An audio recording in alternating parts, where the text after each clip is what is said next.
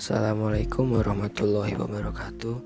Perkenalkan, nama saya Fadil Zaki Suyeda, NIM 0317128181823023 dari Teknik Biologi Angkatan 2018 kelas Indralaya, dan dosen pengampu mata kuliah ini adalah Pak Stefanus Nalendra Jati STMT. Pada kesempatan kali ini, saya ingin menyampaikan pemahaman saya kepada teman-teman sekalian mengenai materi mata kuliah petrologi batubara tentang kolgenesa. Sebelum lebih lanjut, pertama-tama mari kita ketahui terlebih dahulu apa itu kol dan apa itu genesa. Menurut Wolf 1984, batubara merupakan batuan sedimen yang dapat terbakar, berasal dari tumbuh-tumbuhan dengan komposisi utama karbon, hidrogen, dan oksigen, berwarna coklat sampai hitam, dan sejak pengendapannya terkena proses kimia dan fisika yang mengakibatkan terjadinya pengkayaan kandungan karbonnya. Genesa dalam bahasa Latin merupakan arti dari kata asal. Genesa merupakan proses pembentukan atau asal terbentuknya suatu batuan atau mineral. Sehingga dapat kita simpulkan kolgenesa merupakan proses terbentuknya atau pengendapan dari suatu batubara. Batubara dapat terbentuk apabila terdapatnya material pembentuk atau sumber dari batubara itu sendiri, tersedianya wadah yang biasanya berupa cekungan-cekungan, dan terdapatnya proses geologi. Tipe pengendapan batubara ini dibagi menjadi dua teori, yaitu teori yang pertama adalah teori in situ atau autochthonous, dan teori kedua adalah teori drift atau allochthonous. Mari kita bahas teori in situ atau autochthonous terlebih dahulu. Tipe pengendapan in situ adalah tumbuhan atau pohon yang mati dan tumbang, kemudian membusuk di tempat tumbuhan atau pohon tersebut tumbuh.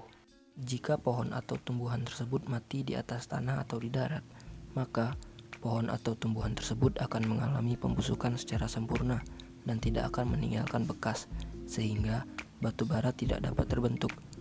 Proses pembusukan tersebut dibantu oleh faktor kimiawi dan biologi. Jika pohon atau tumbuhan tersebut mati di atas air kemudian terendam dalam air tersebut seperti rawa dan lain-lain, maka tumbuhan itu tidak akan mengalami pembusukan secara sempurna dan akan meninggalkan jejak atau sisa-sisa pembusukan.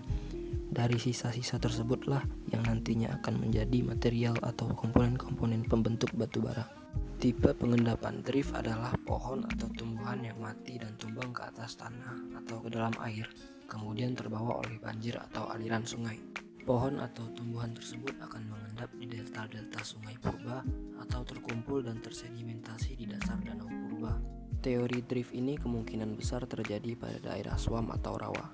Jika terjadi erosi secara terus-menerus dengan material yang dibawa berjumlah besar, maka erosi tersebut dapat menerobos dinding sungai atau tanggul alam dan dapat menyebabkan tergesernya daerah swamp. Dinding sungai atau tanggul alam yang jebol disebut sebagai crevice play.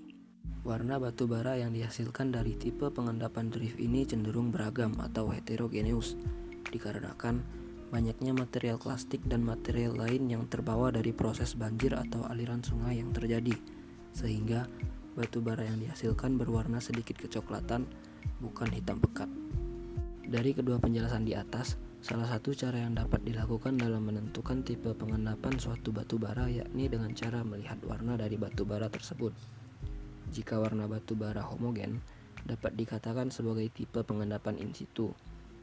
Dan jika warna batu bara heterogeneus atau beragam, dapat dikatakan sebagai tipe pengendapan drift. Sekiranya itulah yang dapat saya sampaikan mengenai materi kolgenesa dalam mata kuliah petrologi batubara ini. Jika ada salah kata dan ada kurang jelas, mohon dimaafkan. Sekian, terima kasih. Wassalamualaikum warahmatullahi wabarakatuh.